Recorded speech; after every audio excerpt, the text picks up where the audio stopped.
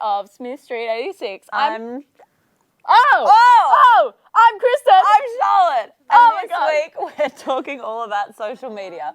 Social media is such a big part of our generation. If you're not on Facebook, you're tweeting, texting, or swiping right. Girlfriend, definitely. You're on Insta. Oh, yeah, I'm on You're on everything. I'm on everything, guys. You Go tweet, check me out. you tweet, you like post, you like, Oh, man. I'm just I'm a very active social media user. Yeah. It's a good thing. It's a good thing. It is a fun thing. I do like my Instagram. Yeah. But before we get into the show, it's time again that we visit the 3D printer superstore and guess what they're printing out for us this week. And don't forget that we have 3 hints to help us along the way. So hint number 1. Ooh. Would you kindly? Oh. Would you kindly? Well, I want to have a look. Let's have a look. Would you kindly? What is that? Would you kindly? Looks like a podium. It does look like a podium, doesn't it? I don't know what that is. Like it's crazy.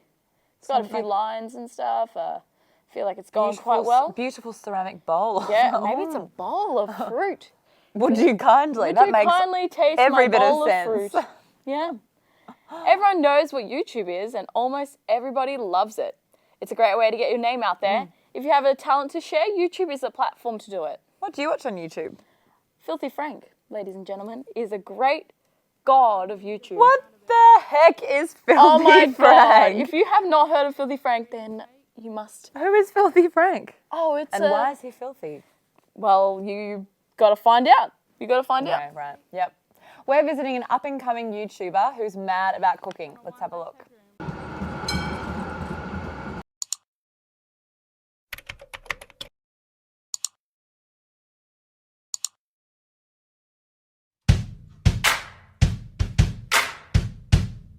Hi guys, welcome to Forking Delicious. This is Tiana. Thanks for joining me on the first ever episode of Forking Delicious. Today we are on our way to the Melbourne Food and Wine Festival. I'm joined by my beautiful wine. We are at the Night Noodle Market. Today I'm going to show you how to make one of my most favourite comfort food dishes, chicken, leek and mushroom pot pie. Let's get started. My YouTube channel is all about cooking and creating fun and easy recipes for my audience to enjoy. So first thing you're going to do is you're going to preheat the oven to 180 degrees, and now we're going to be working on the filling. So it was after year 12 and it was the period of time between waiting for my results and starting uni. I felt like I needed to do something with my time because I just had a lot of spare time. So I've always had a passion for cooking and for food, and going into uni I knew that I didn't want to give that up. So I decided to, on the side, still continue my hobby by making a YouTube channel, and yeah, that's how it all started. I got into cooking when I was young, like watching my grandma and my mum cook in the kitchen. It was always really inspiring for me to see how they would make a dish, and it would just bring a lot of memories and just bring everyone at the table together. And so from that, I grew an interest in cooking, and I think in high school when I did hospitality as a course as a subject, I started to really fall in love with it, and I found out that I was actually pretty good at it. I think the best part of having a YouTube channel is being able to just express yourself through a different platform or form of social media, and I think just being able to really creatively show something that I'm passionate about, and that's something really exciting, I think, about having a YouTube channel. The worst parts, I'd probably say, because I'm quite busy with uni and also work, it's kind of hard to have consistency with YouTube. That's really important when you have a YouTube channel, that you consistently produce content, you film, you edit, and that does take time. So I guess trying to keep up with a schedule is quite difficult. So at the beginning, to produce a video, it did take a while. It took like a week for me to learn how to edit and things like that. But after a while, it would take about a few hours to film. And after we film, I usually like to edit on the same day. And it usually takes between about 2 to 3 days to finally get the video live and out there. Yeah, so with YouTube, I'd love to just continue doing it, love to continue editing, continue learning new things, trying to better my videos. I'm all about challenging myself and just trying to be better and improve, because I know that you always have room for improvement. So I just love to continue it because it's something that I love to do. So youtube.com/folkingdelicious. And my Instagram is instagram.com/newintiana. Please like, share and subscribe to this channel, and I'll see you in my next one. Bye!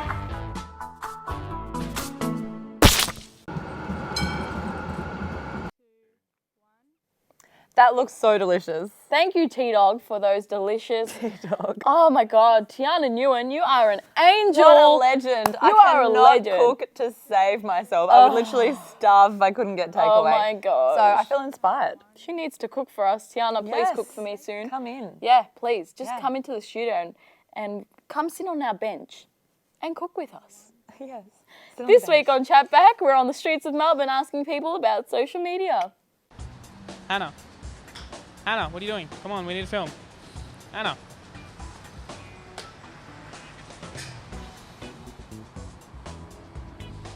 Can you tell me what social media is to you? Absolutely. Yeah, a way to connect with people, particularly across great distances. So like with people overseas and friends like that. I guess like sharing stuff with friends, and also kind of now shopping as well. Like I go on Instagram and see stuff that I like, and then sometimes follow through with a purchase as well. Why do you think we use social media as much as we do? Because we like social interaction, but for some people it can be hard to actually connect to people in real life, and social media is really easy to get onto. And Why do you think some people, or yourself even, are so against the use or overuse of social media? I'm not against per se, but I was once a social media fanatic. I had a Facebook account and all the rest, but I realised recently when I went back to study that I was spending a huge amount of time on it, and a huge amount of unproductive time, and I was not getting what I needed to do done, so I deleted my accounts recently this year. Never been better. Well, it's funny because if my primary reason for using social media is to connect with people, it can also be very isolating. It's the complete inverse of that, the asymmetric result of if you're on your phone and you're at a bar or something like that, you're not maybe connecting with the people around you and the environment that you're using. So I think that's a large objection that I hear and is prevalent amongst my friends. It always amazes me how social media changes every year too. I Like how people go from know. like Facebook to like focusing more on like Twitter and then like Instagram. I actually am a huge fan of Instagram. Yeah, and a lot of businesses now use social media to utilize their Absolutely. business. It's crazy. Like you I see just so find- many people on Instagram just promoting their business, and that's how they grow. I learn about so many Yeah. things through Instagram. I'm like, what is that? And I find there's like a whole following that I didn't even know about. I know, right? Anyway, I think let's take a break. Yeah. Yeah, that's what I think.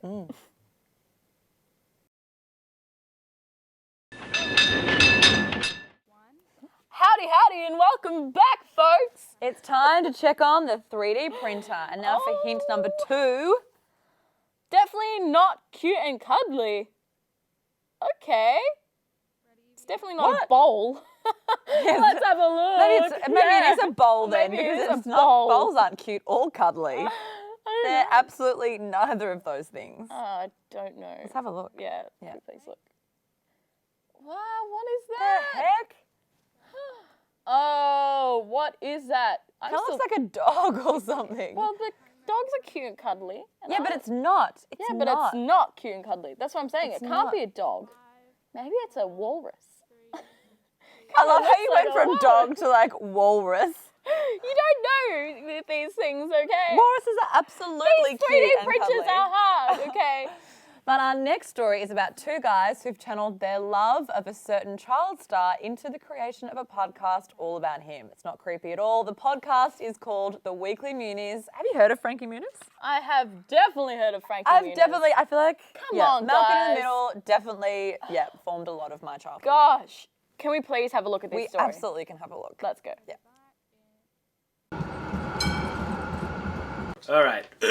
Should we get into it? Let's do a test first. Test. Testing the audio. It's Duncan speaking. Hello. The Weekly Muniz. I'm Duncan Pete. I'm Hayden Bleachmore. Oh boy, this is an interesting episode. It's very, very strange. We've got a whole film crew in here. Yeah, we're being interviewed because of our podcast. For the telly. For the proper telly. On real TV. Wow. That'd be fun.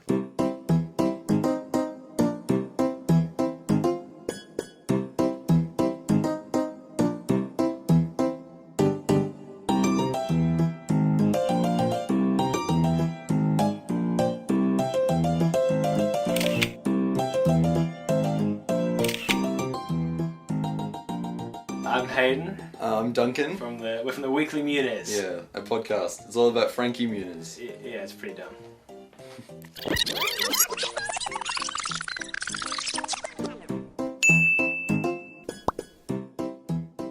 Me and Duncan have always been, this is probably year 8, been like a classic comedy duo. And then I really want to do a podcast. So I wrote, I had notes on my phone. And I'm like, ideas for a podcast. And then the only idea I had was one entirely about Frankie Muniz. So we just run with it. I mean, I had a few other ideas, but you just kind of... That went good. You kind of shit all over those. It's original. It's fresh. A Frankie Mune, a Frankie Mune, a Frankie Mune, a Frankie Mune, a Frankie Mune, a Frankie Mune, a Frankie Mune, a Frankie Mune. Yeah, no one's doing what we're doing, so. We're kind of fallen in love with Frankie. Yeah. He's a cool dude. He's like a genuinely cool dude. He's very interesting. He retired at 19, is just racing cars, because he wants to. Yeah, how interesting is that? I like podcasting because it's like, it's super easy to do. You can, like, anyone can do it, you know? It's super accessible to do, and it's really cheap. Like, we spent $15 on this microphone stand. We spent more money on scratchies while we're recording than actually stuff for the podcast. Yeah. Oh geez, this better be a $3 or $25. Ah, it's an $8. I don't want anything. Oh, well, we got $2. It's fine. Well, our end goal for the podcast is to get Frankie Muniz himself on the podcast, to get an interview with him. If we watched Cody Banks 2 with him, that'd be pretty cool, and then get an interview with him. That'd be the dream come true. That's the dream. Because, you know, at the moment we've just got a picture of his face stuck to a rake. to a rake. So the Weekly Muniz, it's on Podbean and iTunes. Yeah. It's theweeklymuniz.podbean.com. We're on Facebook, we're on Twitter, everything's just The Weekly Muniz. Not Instagram. No, not Instagram. Not Instagram. We have a few with Instagram because it's all visual. It's a visual audio. medium. And also we have an email if you want to email us. Oh yeah, email. Email us at theweeklymuniz. Theweeklymuniz@gmail.com. If people want to email us something, then they'll... You're on the show. You're on the show. Almost definitely be on the show. Yeah. Unless they use, too many F-bombs. That's Frankie. Frankie's the F-bomb. Frankie is the F-bomb. Can we call him the F-bomb from now on? No. Oh. I'm Duncan P. I'm Hayden Bleachmore. Stay Frankie.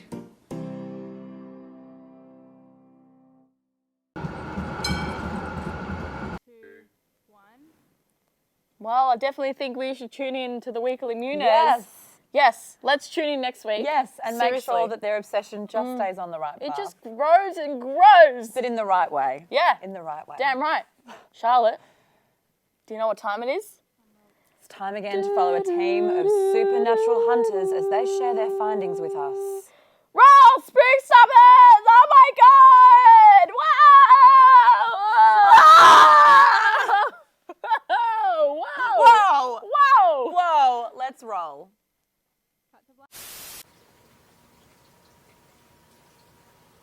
Hey guys, we're the Spook Stoppers, here to stop some spooks, almost live from under cameraman's house.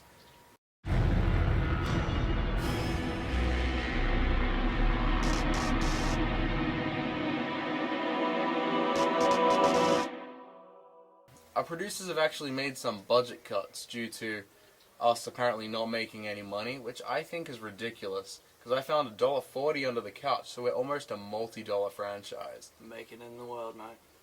Tonight we're doing something really special, and it's special because we're not in a haunted location for once. We can't afford that. So we're going to bring the ghosts to us. We have a DIY Ouija board, which we'll show you in just a second. And unfortunately, due to our producers deciding to pretty much just can our project, this is going to be our final episode. Fortunately, it's a two-parter because we found a loophole. We've got some authentic imitation goat blood. Let's take a look at our Ouija board here.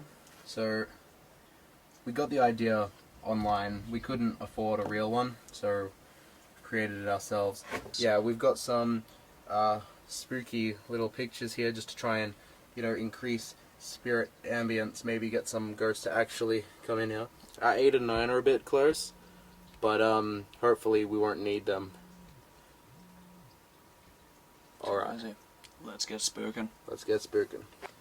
You guys won't be able to see the Ouija board, granted, but we'll tell you what it says.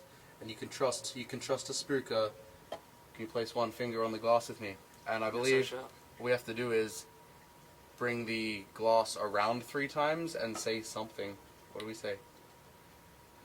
We have to spin this cup around 3 times in clockwise order and say the famous Rick Astley lyrics. Never gonna spook you up, spook you up. Never gonna spook you down. Never gonna spook you up. Never gonna make you spook. Never gonna say you spook. Never gonna tell a spook. And you got spooks. You took your finger off the glass. Now we have to do it again.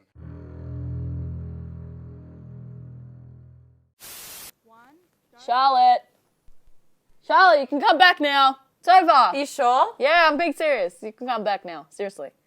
It's over. The show's about to start again. Charlotte. It's the over? bench is waiting. As long as it's over, because it just really freaks me out. Yeah, sorry about that, guys. I think me and Charlotte need to have a good chat. Yep. About what we just saw. Yep. So we're going to take a break. Yeah. We'll be back. Yeah. Okay? Yeah. It's okay. That's fine. It's okay. Yeah.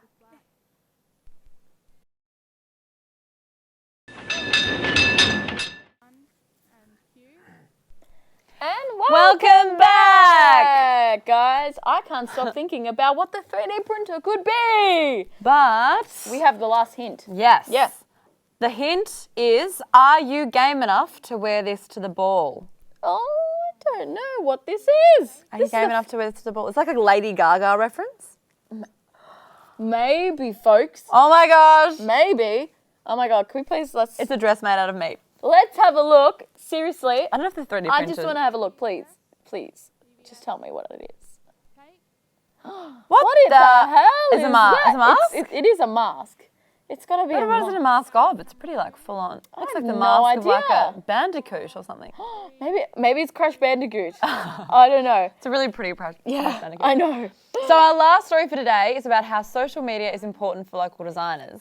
Damn right it is. You see so many local designers on Instagram and Facebook I know, just I feel promoting their business. Every day I learn about someone else doing something cool and new. Oh, So, yeah. It's crazy. Let's see what this one's doing. Instagram is really, really, really important, I think, if you're a fashion designer or making little jewelry or anything, because that's how you brand your products and that's how you get bigger and that's how people find out about you. So Smock Circle is a travelling design collective. I've converted my caravan into a travelling shop and I attend markets and festivals all across Australia. And yeah, I focus on all Australian handmade art and jewellery. So this pop-up store was just created very last moment. Me and Megan met like 4 days before I had been offered this space, and I just asked her if she wanted to be involved and display her jewellery here. She was really excited and keen for the prospect, and yeah, she jumped on board straight away and put the space together in 4 days. MG is all handmade bespoke jewellery made in Melbourne by me. I started it in about 2008. I was making these little guys actually, so I was using antique silver cutlery and I was turning them into brooches. That design was probably one of the first designs that I ever made. Then in 2012 I went to Box Hill and studied jewellery design. So I changed my business completely, reinvented who MG is. Misha is like a handmade, hand-drawn, kind of like free spirit slash skater slash colourful tie-dye inspired tops and long sleeves and bandanas and socks. So just all that kind of stuff. When I started up on Instagram, it was to sell things, not to really promote because I didn't have a website.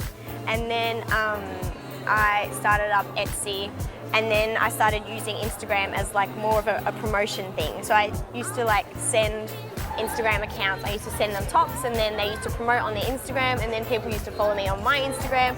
And so everyone just kind of like found out about my business just through Instagram.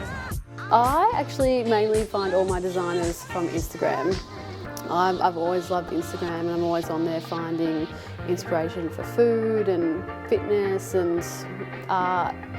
So I had already known and found a lot of artists personally through my Instagram, and so I just approach a lot of artists on there and just see if they wanted to be involved in this new project. I try and do a post every day. I try and do photos that show me making my pieces. I have product photos, and then I sort of things that people can relate to as well. And then I also do a lot of photo shoots with different designers. So yeah, I'm constantly posting like a mix of things and inspirations, and I work a lot with other people as well. So collaborative shoots are good. It's like broadens your audience who's going to see your pieces. So yeah. Instagram has helped me expand my business from little One Direction t-shirts with like 20 people ordering in a whole year to like me getting maybe 20 to 50 orders a week. Social media has sort of been the foundation of my shop, just because I've got such an amazing variety of artists, and I wouldn't have found that without it. So it's been a really powerful tool for me. It's probably the most important, I think, and it's always building as well, like it's always changing. I think having social media for me is the best way for me to be selling my pieces. I think once you have a website, then obviously you'd be selling more, but yeah, definitely like Instagram is the way to go. They're cool. I know. I like the tie-dye. Oh my God, we should get matching tie-dyes, honestly. Let's get matching tie-dyes. We could wear it next week. Oh, We totally could. We could totally do it. But Charlotte, it's finally time for the 3D printer reveal. But first, let's read through all 3 of the hints. Hint number 1. Would you kindly? Hint number 2. Still don't know what that is? Yeah. Definitely not cute and cuddly. And hint number 3. Are you game enough to wear this to the ball? Oh my gosh, can we please look at this? Is it like, I don't know. Anyway, quick, let's look. Game. Are you game enough? Game is underlined. I don't know. Oh gosh. I don't It's know a what that bunny! is. I It's think that it might thing be from, a bunny. is it Bioshock? That think guy it's that that like bunny kills thing, people. isn't it? That's why it's not cute and cuddly. Get it off! Get it off! It's gonna kill you! No! It's not cute and cuddly. I have always wanted to be a bunny. But it is beautiful, isn't it, though? Beautiful, isn't it? I mean, even though this guy's like kills people, it's pretty like, it's pretty cute. Yeah, you should just like. I mean, I know I would totally wear this to the ball. Yeah, definitely. Anyway, guys. I absolutely would. As always, a big thank you to our friends at the 3D Printer Superstore for this amazing print. And don't forget to check out our Facebook, Instagram, Twitter, YouTube, because we're all about that social media too. We sure are. Bye, guys. Thanks, guys. Whoa! This guy's creepy as in the game.